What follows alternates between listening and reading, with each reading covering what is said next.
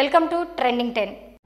తెరాస పాలన నిజాం పాలన అంటే బీజేపీది లంగల పాలన అంటూ టీఆర్ఎస్ బీజేపీలు హద్దులు మీరి మరీ మాటల యుద్ధానికి తెరలేపుతున్నాయి. మందుకొట్టి ప్రసంగాలిచ్చే కేసీఆర్ కి ప్రసంగాలేం గుర్తుంటాయని బీజేపీ అంటే దేశ చరిత్రలో నరేంద్ర మోదీ అంత చిల్లర ప్రధానిని ఎక్కడా చూడలేదని కేసీఆర్ అన్నాడు.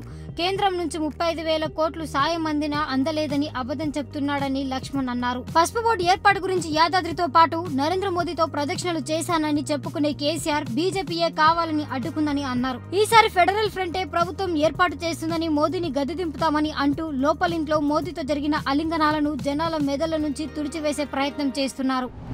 ఈవీఎంల పంచాయతీపై సుప్రీంకోర్టు స్పందించింది. ఎట్టి పరిస్థితుల్లో ప్రతి నియోజకవర్గంలో 5 వీవీప్యాట్ స్లిప్పులను లెక్కించి ఈవీఎంలతో సరిపోల్చుకోవాల్సిందే అంటూ ఈసీని ఆదేశించింది. కనీసం 50% స్లిప్పులనైనా లెక్కబెట్టాలని అభ్యర్థించిన ప్రతిపక్షాలకు అలా చేస్తే ఫలితాలకు 6 రోజుల సమయం పడుతుందని ఈసీ ప్రతిపాదన తెచ్చింది. ఇరు వర్గాల వాదనలు విన్న సుప్రీంకోర్టు 5 వీవీప్యాట్ స్లిప్పులను లెక్కించాల్సిందే అని తుది తీర్పు ఇచ్చింది. ప్రతి అకౌంట్లో 15 లక్షలు అంటూ బ్లాక్ మనీని ఏర్పారేయడమే ధ్యేయంగా పోయిన ఎన్నికల్లో బరిలో దిగిన బీజేపీ ఈసారి మేనిఫెస్టోలో రైతు పెన్షన్లు, రామ మందిరం అంటూ స్కెచ్ వేసింది. జనం ఎక్కడ 15 లక్షలు అంటారో అనుకుందో ఏమో, మేనిఫెస్టోలో ఎన్నో అంశాలు ప్రస్తావించినా నల్లధనం మాటే ఎత్తలేదు. అయితే మేనిఫెస్టో విడుదల సందర్భంగా Amit Shah India super power గా మారిపోయిందని అనడం దుమారం రేగుతోంది. గత 45 ఏళ్లలోనే అత్యంత దుర్భరమైన నిరుద్యోగం ఎదుర్కొంటున్న భారత్ సూపర్ పవరా అంటూ బేగుసారాయ్ వామపక్షాల అభ్యర్థి కన్నయ్య కుమార్ అన్నారు. ఒక్క నెలలో 2 సార్లు ప్రసవించి 3 పిల్లలకు జన్మనిచ్చి ప్రపంచాన్ని షాక్ గురి చేశారు బంగ్లాదేశ్ మహిళ అరీఫా సుల్తానా. ఫిబ్రవరి చివర్లో మగబిడ్డకు జన్మనిచ్చిన సుల్తానా 26 రోజుల తర్వాత 2 కవల పిల్లలకు జన్మనిచ్చింది. వైద్య రంగాన్నే విస్తుపోయేలా చేసిన ఈ సంఘటనపై పరిశోధించిన వైద్యులు అరీఫాకు 2 గర్భసంచులున్నాయని, 2వ గర్భసంచిలో కవలలు ఉన్నారని, అయితే ఇది అల్ట్రా స్కానింగ్ తప్ప మిగతా స్కానింగ్ లో కనపడదని చెప్పారు. మొత్తానికి ఒక్క నెలలో 3 కన్న అరీఫాతో సహా ఆ 4 క్షేమంగానే ఉన్నారు.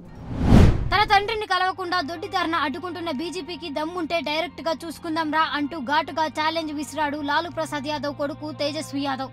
నేను సింహం కొడుకుని, అది తెలిసి కూడా నాతో పెట్టుకోకండి అని బాలీవుడ్ లెవెల్లో బీజేపీకి వార్నింగ్ ఇచ్చాడు.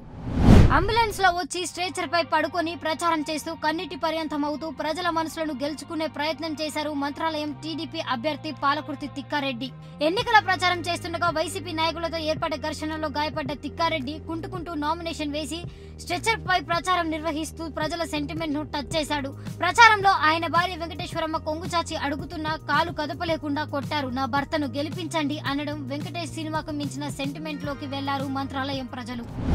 తమతో ఏకీభవించిన వాళ్ళు భిన్న భావాలు కలవాళ్ళు దేశద్రోహులు కారంటూ అద్వానీ మాటలు మరవక ముందే యూపీలోని గజియాబాద్ లో మటన్ షాపులు తెలిసిన వారందరూ దేశద్రోహులే అంటూ ఆ ప్రాంత బీజేపీ ఎమ్మెల్యే నందకిషోర్ గర్జర్ ఆర్ఎస్ఎస్ అనుబంధ సంస్థ అయిన హిందూ సేన కార్యకర్తలతో మటన్ షాపులపై దాడి చేశారు. కత్తులు కట్టెలు చేత పట్టుకొని నవరాత్రుల సందర్భంగా ఏ మటన్ షాప్ తెరవద్దంటూ వార్నింగ్ ఇచ్చారు. మటన్ షాప్ తెరవడం కూడా దేశద్రోహమని తెలిసిన నేతకు ఒకవేళ అది చట్టపరంగా తప్పైతే పోలీసులకు కంప్లైంట్ చేయాలని తెలియదా అంటూ స్థానికులు ప్రశ్నించారు. పెచ్చరెల్లుతున్న మతతత్వానికి విచ్చలవిడితనం జత కావడంతో ఇలాంటి సంఘటనలు పునరావృతం అవుతున్నాయని, దీనిపై కఠిన చర్యలు తీసుకోవాలని ప్రతిపక్షాలు కోరాయి. అప్పుడెప్పుడో తెలంగాణ అసెంబ్లీ ఎన్నికల సర్వేలు కింద మీద కావడంతో మాయమైన లగడపాటి తిరుమలలో ప్రత్యక్షమై ఏపీ ఎన్నికలపై స్పందించారు. ఏపీ ఎన్నికల్లో ప్రజలకు అనుభవం ఉన్న సంక్షేమానికి పెద్దపీట వేసేవారికే పట్టం కడతారని, తెలుగు రాష్ట్రాల ఎన్నికల సర్వేలు ఎన్నికలు ముగిశాక మే 19న వెల్లడిస్తానని అన్నారు. పోయినసారి గురి తప్పిన సర్వే బాణం మరి ఈసారైనా గురిని తాకుతుందో లేదో చూడాలి. రానున్న లోక్సభ ఎలక్షన్ లో బీజేపీకి ఓటేస్తే ప్రజలకు మళ్లీ ఓటేసే అవకాశం రాకపోవచ్చని అన్నారు సిపిఐఎం పార్టీ రాష్ట్ర కార్యదర్శి తమ్మినేని వీరభద్రం. నల్గొండ పార్లమెంట్ స్థానంలో సిపిఐ ఎంసీపీఐ బలపరిచిన సిపిఎం అభ్యర్థి మల్లు స్వరాజ్యం కోడలు మల్లు లక్ష్మి ప్రచార కార్యక్రమంలో మాట్లాడుతూ బీజేపీ అధికారంలోకి వస్తే కులమతాల మధ్య చిచ్చులు రేగుతాయని, భారతదేశం లౌకికత్వాన్ని కోల్పోయి మతతత్వ దేశంగా మారుతుందని హెచ్చరించారు. ఎప్పుడు నోరు పారేసుకుంటూ రెచ్చగొట్టేలా మాట్లాడుతూ భిన్నమైన నిర్ణయాలు తీసుకునే డొనాల్డ్ ట్రంప్ శరణార్థులకు ఆశ్రయం ఇచ్చే కార్యక్రమాన్ని ఓ పెద్ద కుంభకోణంతో పోల్చారు. తరచూ బయట దేశాల నుంచి వచ్చే వలసదారులను వ్యతిరేకించే ట్రంప్ ఈసారి శరణార్థులు కూడా తమ దేశ పౌర హక్కులకు భంగం కలిగిస్తున్నారన్నారు. ముఖ్యంగా మధ్య అమెరికా నుంచి వచ్చే నల్లజాతి అమెరికన్లను టార్గెట్ చేశారు. అలా శరణార్థులను పంపిస్తున్న లాయర్లను వదిలిపెట్టొద్దన్నారు. అయితే అమెరికన్ ఒలింపిక్ గోల్డ్ మెడలిస్టుల్లో 3వ వంతు వలస వచ్చిన వారే ఉన్నారన్న సంగతి మర్చిపోయారో ఏమో.